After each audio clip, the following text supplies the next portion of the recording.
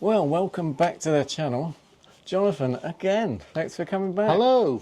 Yeah, and yeah, we thought while we've got Jonathan here, we'll also discuss the differences between the A1 and the A9III. And I presume As I've got both. As Jonathan's got both, yeah.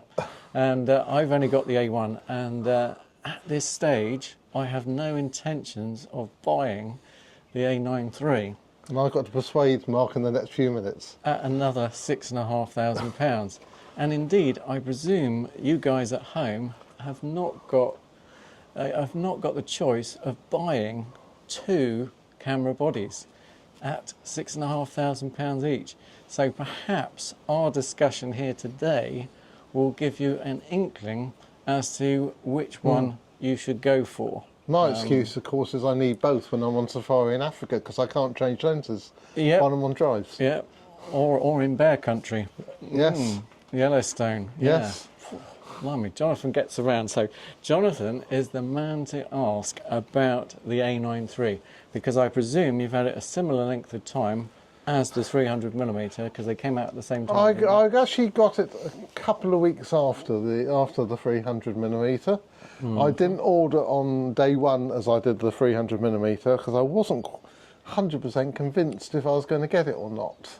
And then I saw a video by an Indian photographer demonstrating it with wildlife, and I was actually blown away and decided, oh God, I must have this. Yep, there are some Very, my wheel level dropped. And I bought it. Yeah, there are some excellent photographers out in worldwide photography, aren't there? I mean, there are some incredible photographs out there. And I suppose that takes us on to getting straight onto the video. The first point I'd point out on the A9III is its usability, I suppose, in the lower light situations. Well, there has been lots of talk on forums and such like, with this global shutter is going to produce us good images and a minimum of ISO 250 instead of 100. But in actual real life in photography, I found it's made no difference at all.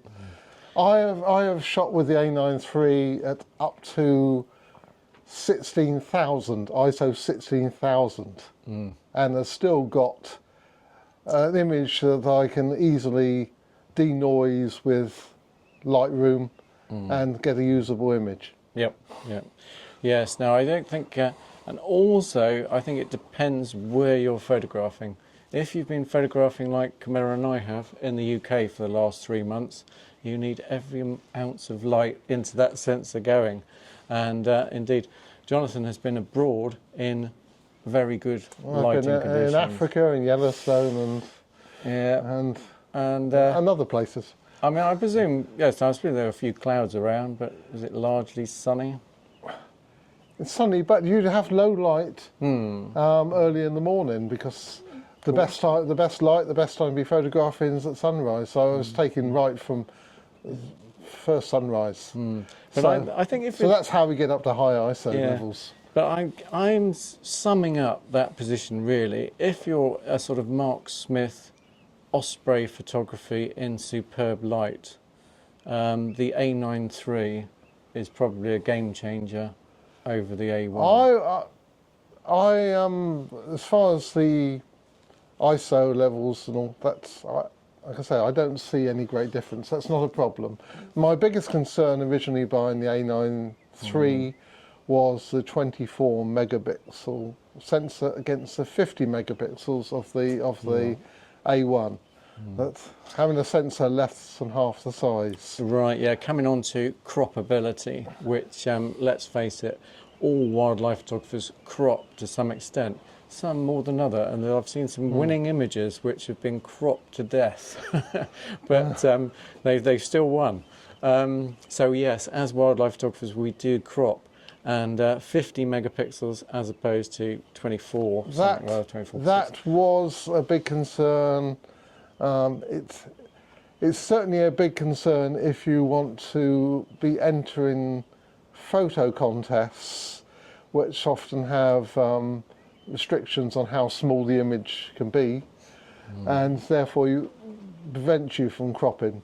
But if it's for use on Instagram or whatever, then I don't find the 24 megapixel sensor to be a great problem. No. And what I tend to do if I do a severe crop is to put it through Topaz Photo AI and upscale it, and then they've got a reasonable size image to use. Exactly.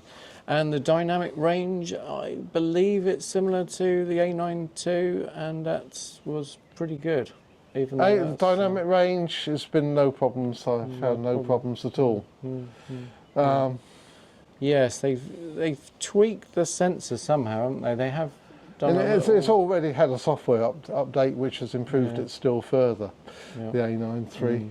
It's already on version 2 software. Already after a few months.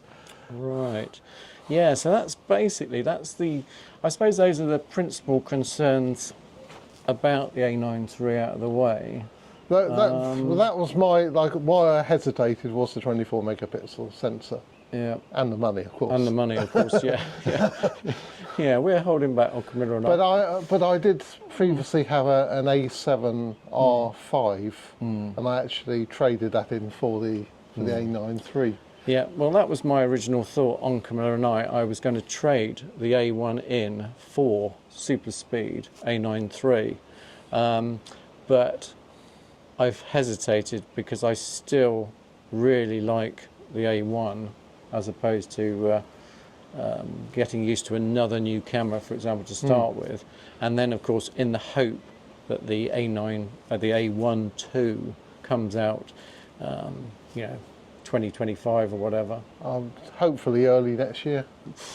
Yeah, we'll see. Sensor dependent. Yeah. And of course, you are taking a big hit to actually swap a system in, 6,500 thing.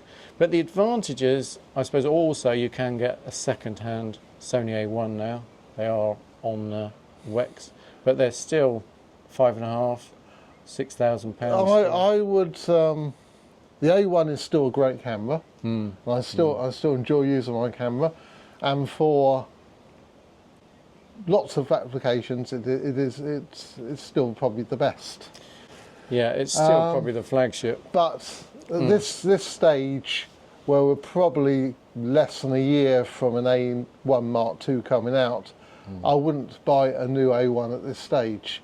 Although I hear that surprisingly, that Sony has sold out of A1s because the demand is so high, which is quite surprising because I would have thought everyone would be holding off buying one at this moment. Yep. Right. But shall we get on to the advantages of the A9III? Yeah, well, we got here, we set up, and instantly we had a photo opportunity. The only photo opportunity we've had so far on this point, I might hasten to add. But notice there was a buzzard in the field at the back in reasonably good light, well, very good light, I suppose. And anyway, it planted itself in a tree. And of course, we knew it was going to take off, didn't we? Yes. And of course, I knew it was going to take off. I'm armed with the Sony A1 300, same. Well, I've got the 5.6, I'm at 2x converter on as well. And what have you got on, Jonathan? I've got the 2x converter. So we were both on the same. For bird photography, I usually go out with the 2x unless the light's poor, in which case I go out with the without. Yeah. Anyway, the buzzard duly obliged after about a minute and flew off. And of course, Jonathan has the pre-capture, and you've got it set at 1/8 of a second. I have got I've got the pre-capture set for 0.8 of a second. Right. It's adjustable on the A9III from 1/10 of a second up to 1 second. So it's fully adjustable. So this takes 1/8 of a second of photos. That could be 90 shots. Well, I was at the time for that buzzard. I was on 30 frames a second, so it's probably about 20 frames before. Oh, good. Yeah, you were the pre-capture. same with me.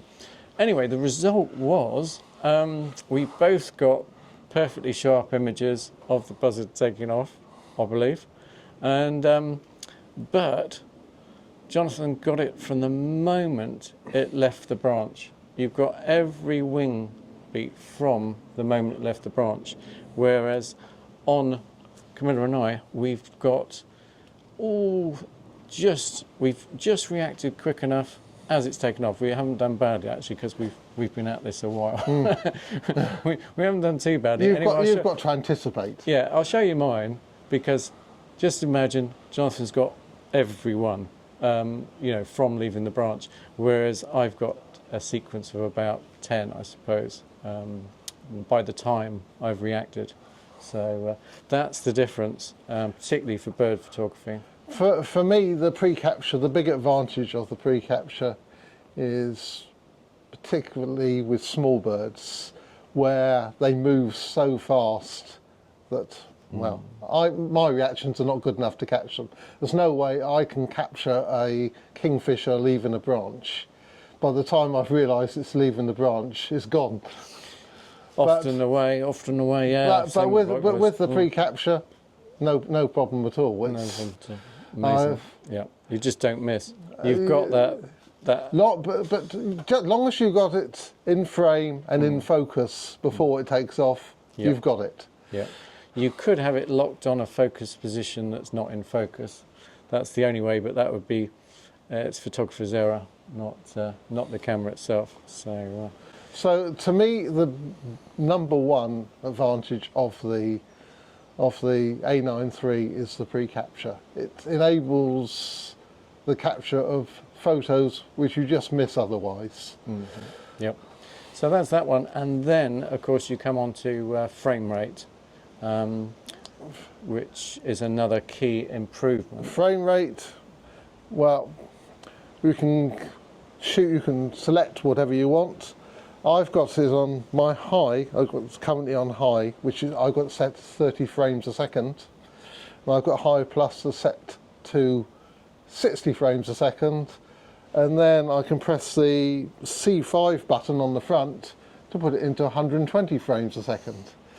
Now, I wasn't going to bother with that for a buzzard. A buzzard doesn't move that fast. But if it was a kingfisher diving, I go into 120 frames a second to get every movement. And you've got every chance, just like a video, just like a 4K video, you'd have every angle into the water. Well, it'll be just like, well, it's like 120 frames a second video, really, so it's slow motion. Absolutely phenomenal. And then if you don't want to go to that level, you can set it at 60. The bigger disadvantage of using the 120 is your memory is used up so quickly. It starts buffering after only 1.6 seconds. And if you've had it, as I have, pre-capture at 0.8, you're only 0.8 of a second into holding down the shutter button, and it's already starting to buffer. That is amazing. So you only want to use 120 if it's something really fast, and it's going to be a really short bit of action and really short bit of fast action. Then it's worth using 120. Okay. With the 60 frames a second, it increases it to about 4 seconds. I found before it buffers, which is fairly reasonable. Yep. At 30 frames a second, well, it's about 16 seconds or something like that, and it's so you can you shouldn't actually be holding your finger down on the shutter button that long. No, you wouldn't be taking very good photos, I suggest, after 16 seconds. No. So and of course the A1, you are limited to a mere 30 frames per second. That's all. So that's a slow frame rate for the A9III. Yeah, so that's a slow. Brilliant. God, shall I buy one now? The global shutter, it's obviously you don't get any rolling shutter, but then I've never noticed rolling shutter. on the A1. I don't know if Mark has. But it's not. That wasn't the reason for me to buy it. No, I mean, in wildlife, you don't get many helicopter blades, for example, which I saw an excellent video of a demonstration of the rolling shutter being completely eliminated on a helicopter blade from a vertical shot. It was lovely. It was a great demonstration. But in the real world, you accept a little bit of... You might be a bit of distortion on a small bird's fast-moving wings, I guess. Yeah. It's not that normally that noticeable. But again, the A9III eliminates that issue. So it eliminates that. Point. Another advantage of the A9III is the ergonomics, and there's a bit more room between the between the lens and the grip, which is a bit more comfortable. And Slightly slanted. And they've moved the shutter button slightly, and the C1 and C2 buttons are raised. It's a little bit more comfortable to hold. And easier to find the buttons raised. Well, and it weighs at least another ounce over the A1, I think. Yeah, it's really. I also like similar. the programmable exposure compensation dial. You can actually change it to another use. So if I'm shooting in full manual, so everything like ISO manual as well, I can allocate the ISO to that. So I've got the aperture, the shutter speed, and the ISO all on dials, easily available. Yeah, no, very good. So good point. That's a little extra. Which is something you can't do. Which is something you can't do on the A1. Yeah, yeah. We all program our cameras differently. I mean, so you favour the more Mark Gaylor approach, don't you? Because of the multi subjects you cover. Yes. And I favour the more Mark Smith approach. And you've got, as well as the pull-out screen, you also got the flip-in as well, so you can have it virtually any angle you like. Oh dear. Yeah. Another point. You've only got the articulated screen. Oh, I'll get my old A1 out. So it's quite good if you're doing a portrait orientation, and you can have the screen tilted out. Yeah. Whereas you can only play with it in a vertical. Particularly if you're going down to ground level, so you can actually drop that down and still see in portrait, which you can't on the A1. And you can rotate it completely flat against the camera body for storage. Yeah. Which, so it's a very adaptable situation. I'm trying to do it with this, and I'm just remembering, no, you can't do it with this. Yeah. So yeah. Yeah, we're chalking up a big scoreboard. We have a big blackboard behind there, but I think we're about... It's features, isn't it? It's features on the A9III. And you can got full touch screen to control it on the screen as well. Where you've only got menu control. If that is a big deal, depends on what you prefer. Yeah, okay. And the other advantage I've seen is, although the autofocus and eye tracking is pretty good on the A1, it's not as good as the A9III. I'm more likely to stay on subject with the A9III than I am the A1. Even with the firmware update now on the A1? Yes. Because we just had a firmware update, and you've put it on there. It was a bit of a fluff getting it on because it wrecked the entire settings on the A1. All right, if you preloaded them on a little memory card. Well, there was one occasion, like I was in Yellowstone, there was a bear that stood up, but as he stood up, he looked away from the camera, and the A1 lost focus because he could no longer see the eye. The A9III would have stayed locked on focus because it would have seen the body and locked onto the body. Okay. So you've got a slightly better autofocus system. Yeah, it's just more advanced. And the global shutter, I suppose, probably has some recognition as well on the autofocus, perhaps using a different shutter. So the A9III is now my preferred camera to use, particularly for if I'm photographing small birds, unless they are stationary at a distance and I want to crop severely. In which case the A1 has still got the advantage because I can crop more. Yep, yep, yeah, perfectly understandable. And yeah, what a combination to have both. God. Yeah, lucky Jonathan. No, no. So yeah, I don't know. Have we covered all the features for you out there? I'm not sure on the thing because we are. I mean, this is a big decision. I mean, it's £6,500 for the A1, and it's £6,500 for the A9III. The price is very similar now. The price is right. Yeah, it's a lot of camera, but you do get a lot of camera for your money. Well, I did think, the reason I hesitated was thinking, shall I wait for the A1 Mark II? And I thought, well, how many photos am I going to lose in the next year waiting for it, which I would have captured with the A9III? Partly, you know, literally, you're like originally when one moved up from the A9 II to the A1, you had a difference in frame rate of 20 frames per second to 30. And yet again, you were taking 50% more shots. Likewise with the A9III, again, you are taking at least 60 frames per second. You're taking at least 100% more shots, up to 200% more shots with, with the camera. And as we know in wildlife, it's just those 2-second bursts of action, and you capture that particular unique moment, then you've got a winner. It's capture that perfect moment in time. It's capturing that perfect moment in time. So yeah, where's my checkbook? Right, let's get out my wallet. Oh, if you've won again, I think I'm going to have to buy an A9III. No, I think I will still wait in this country. I still believe, summing up, I suppose, that as I've got the A1 and how lucky I am, I must admit, and you agree, the A1. The A1 is still a great camera. A tremendous camera. But what I would say, if you're going out to buy one or the other now, I think you'd be better to buy the more modern technology and buying the A9III rather than buying the A1, which is the camera on its way out. Very true. Yeah, that's an interesting angle. Yeah, we haven't looked at it like that on Camilla and I. But if you've got an A1 already, you've got to assess if it's worthwhile to you to get the A9III or not. Yeah. But yeah. But anyone that's buying fresh, I don't think there's any argument. Go for the A9III straight away. Straight away. Professional A9III.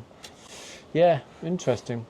Yeah, I must admit, I can see lots of upsides to the A9III, and I can see very few downsides now with the denoise technology and getting your subject. As long as you get close enough to your subject, this is always a key factor in wildlife, as we mentioned on the video before, if you haven't watched it, the 300mm. Once you go past 600mm, doesn't really matter what you're using, you start to lose the image, you start to lose the quality, diffraction comes into play. Doesn't matter what camera you're using, this, that and the other. If you get close enough to your subject, the A9III, you're going to be able to take out the noise with the software. Yeah. You're going to bring that bear back, even in a reasonably dark situation, a dark bear against a dark background. Well, I think the problem is not so much problems now with the software available. You can either denoise if required, or if you've cropped a bit too much, you can upscale with the software as well. So with those two facilities, it's not such a big issue only having 24 megapixels. No. It's as usual. Technology moves on, and it's up to you if it's worth it for your wildlife photography or your photography.